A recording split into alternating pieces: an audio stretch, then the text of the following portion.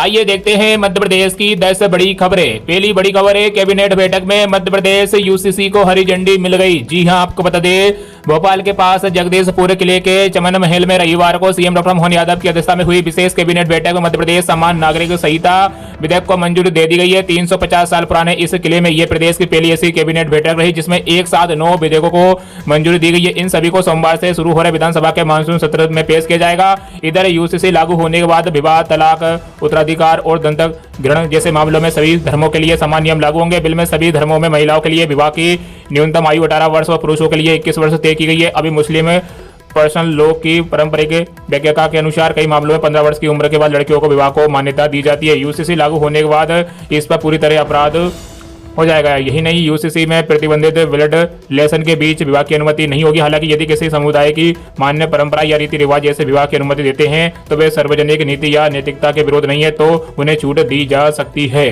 प्रस्तावित विधेयक से मध्य प्रदेश के लगभग 1.5 करोड़ आदिवासियों को पूरी तरह बाहर रखा गया है। इसी के साथ अगली बड़ी खबर है, भोपाल में 3 दिन बारिश के असर। जी हां, आपको बता दें बारिश का इंतजार कर रहे लोगों के लिए राहत की खबर है। प्रदेश में एक साथ 4 मौसमी सिस्टम सक्रिय हो गए हैं। मौसम विभाग के मुताबिक इनके असर से अगले 3-4 दिन प्रदेश के कई इलाकों में बारिश की संभावना है। मंगलवार के लिए छतरपुर, रीवा और मोहगंज में भारी बारिश का येलो अलर्ट जारी किया गया है। वहीं भोपाल, नर्मदापुरम, जबलपुर, शेरडुल, सागर, उज्जैन, इंदौर में हल्की बारिश संभव है। इससे पहले भोपाल में रविवार को गरज चमक वाली सीबी क्लाउड बने थे, तब वे सीहोर की ओर खिसक गए। इसके चलते इन बादलों ने इंदौर और मालवा कुछ हिस्सों में अच्छी बारिश हुई। वही भोपाल में बारिश तो नहीं हुई लेकिन नमी और गर्मी ने शहरवासियों को उमस का एहसास हुआ है।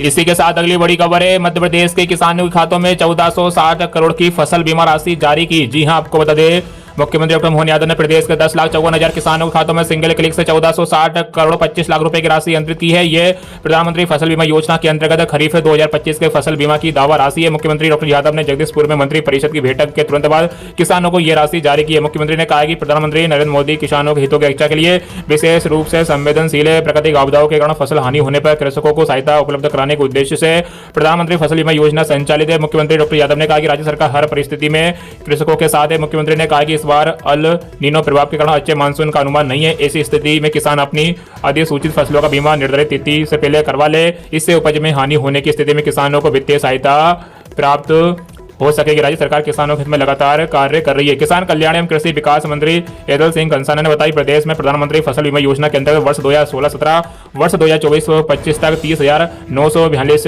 करोड़ 34 लाख रुपए का भुगतान प्रभावित किसानों को किया गया है। इसी के साथ अगली बड़ी खबर है, हाईवे किनारे सेल्फी ले रहे थे 6 दोस्त, आईवा ने रोदा, 4 की मौत। जी हां, आपको बता दें नरसिंहपुर जिले में रविवार शाम जबलपुर भोपाल नेशनल हाईवे 45 पर तेज रफ्तार हाईवा ने सड़क किनारे सेल्फी ले रहे 6 दोस्तों को कुचल दिया। हादसे में 4 युवकों की मौत हो गई जबकि 2 गंभीर रूप से घायल है। सभी दोस्त हाथी नाला वाटरफॉल पर पिकनिक मनाकर लौट रहे थे। हादसा करीब 5 से 6 बजे इंदिरा नगर के पास हुआ। घटना के बाद हाईवा चालक मौके से फरार हो गया। इसी के साथ अगली बड़ी खबर है, कृषि महोत्सव झाबुआ में मुख्यमंत्री डॉक्टर मोहन यादव ने ऑनलाइन किसानों से की है चर्चा। जी हां, आपको बता दें मुख्यमंत्री डॉक्टर मोहन यादव ने रविवार को झाबुआ में बलराम कृषि महोत्सव के अंतर्गत ऑनलाइन किसानों से चर्चा की। उन्होंने कहा कि सरकार किसानों की आय बढ़ाने, कृषि को लाभकारी बनाने तथा आधुनिक एवं प्राकृतिक खेती को प्रोत्साहित करने के लिए निरंतर कार्य कर रही है। उल्लेखनीय है कि कृषक कल्याण वर्ष के अंतर्गत प्रदेश में बलराम कृषि महोत्सव 2026 मनाया जा रहा है। मुख्यमंत्री ने इंदौर से इसकी शुरुआत की है। अगला बलराम कृषि महोत्सव 21 जुलाई को अलीराजपुर में, 23 जुलाई को बड़वानी, 25 जुलाई को खरगोन में, 27 जुलाई को बुरहानपुर में और 30 जुलाई को खंडवा में आयोजित किया जाएगा।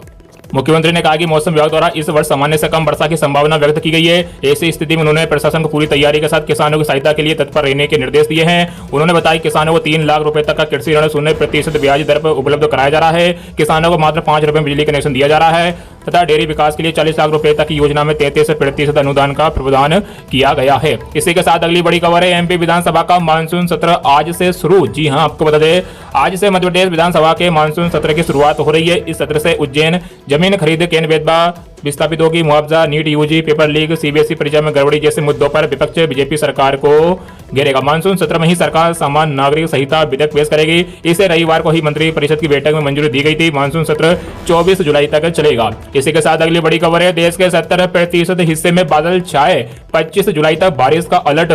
यूपी में 40 मंदिर डूब गए। जी हां, आपको बता दें इसरो की सैटेलाइट तस्वीरों के मुताबिक देश के करीब 70% हिस्से में मानसूनी बादल छाए हुए हैं। अगले 25 जुलाई तक उत्तर पूर्व और पूर्व उत्तर भारत समेत देश के 60% से ज्यादा हिस्सों में अच्छी बारिश की संभावना है। इस मानसून सीजन में देश भर में बारिश सामान्य से 24% कम हुई है। इधर यूपी में नदियों का जलस्तर तेजी से बढ़ रहा है। वाराणसी और प्रयागराज में घाटों की सीढ़ियां डूब गई है। काशी में कई घाटों में 40 से ज्यादा छोटे मंदिरों में पानी घुस गया है। वही राजस्थान में मानसून पर ब्रेक लगने के बाद गर्मी बढ़ने लगी है। बीकानेर संभाग के 3 जिलों में रविवार को तापमान 41 डिग्री सेल्सियस के पार दर्ज किया गया है। राज्य भर में कहीं भी तेज बारिश नहीं है। मौसम विभाग ने राज्य के 24 जिलों में बारिश का येलो अलर्ट जारी किया गया है। इसी के साथ अगली बड़ी खबर है, संसद का मानसून सत्र आज से। जी हाँ, आपको बता दें संसद का मानसून सत्र सोमवार शुरू हो रहा है। इसकी शुरुआत हंगामेदार रहने का असर है। विपक्ष सोनम वांगचुक के अनशन, NEET, UG paper leak, special intensive revision, महंगाई और राम मंदिर चढ़ावा चोरी समेत कई मुद्दों पर सरकार घेरने की तैयारी में है। वही सरकार इस सत्र में 7 विधेयक पेश करेगी। लोकसभा में सबसे पहले सुप्रीम कोर्ट में जजों की संख्या बढ़ाने से जुड़ा सुप्रीम कोर्ट विधेयक पेश किया जाएगा। राज्यसभा में केंद्रीय गृह मंत्री अमित शाह संविधान और राष्ट्रगान के अपमान से संबंधित संशोधन विधेयक पेश करेंगे। इस बार मानसून सत्र में टीएमसी के बागी सांसदों की नई party nationalist citizens party of India भी पहली बार संसद में नजर आएगी। टीएमसी को छोड़कर भाजपा में शामिल हुए नए सांसद राज्यसभा में शपथ लेंगे।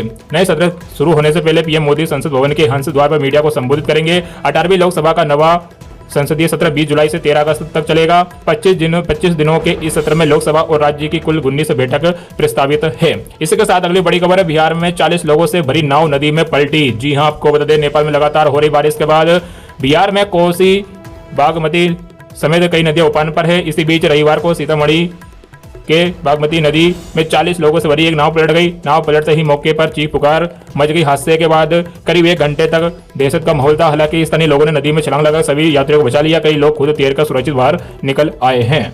इसी के साथ अगली बड़ी खबर है, अमेरिका का लगातार ईरान पर नवी बार हमला। जी हां, आपको बता दें, अमेरिका ने सोमवार को लगातार नवी रात ईरान पर हमले किए हैं। अमेरिका सेंट्रल कमांड के मुताबिक ईरान के सैन्य command centre, air defence system, missile और ड्रोन लॉन्च साइट्स समेत कई सैन्य ठिकानों को निशाना बनाया गया। हमलों के बाद उत्तर पश्चिमी ईरान की तबरीज मिसाइल फील्ड में आग लगने की खबर है। स्थानीय लोगों के मुताबिक इस मिसाइल परिसर में अमेरिकी हमलों के बाद आग भड़क उठी।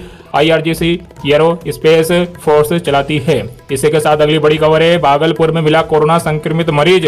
जी हां, आपको बता दें, भागलपुर में कोविड-19 से संक्रमित एक मरीज मिला है। पिछले 10 दिनों से बुखार से पीड़ित 65 साल के बुजुर्ग की RT-PCR जांच में कोरोना संक्रमण की पुष्टि हुई है। संक्रमित मरीज मूल रूप से बांका जिले का रहने वाला है। अभी भागलपुर के लालूचक इलाके में रहता है। परिजनों के अनुसार बुजुर्ग पिछले 10 दिनों से सर्दी, खांसी और तेज बुखार से पीड़ित थे। उनका तापमान 104 डिग्री तक बना हुआ था और दवा लेने के बावजूद बुखार नहीं उतर रहा था। इसके बाद उन्हें एक प्राइवेट अस्पताल में भर्ती कराया गया। वहां RT-PCR जांच कराने पर उनकी रिपोर्ट कोरोना पॉजिटिव आई है। इसके बाद डॉक्टरों ने बेहतर इलाज के लिए उन्हें जवाहरलाल नेहरू अस्पताल रेफर कर दिया गया है।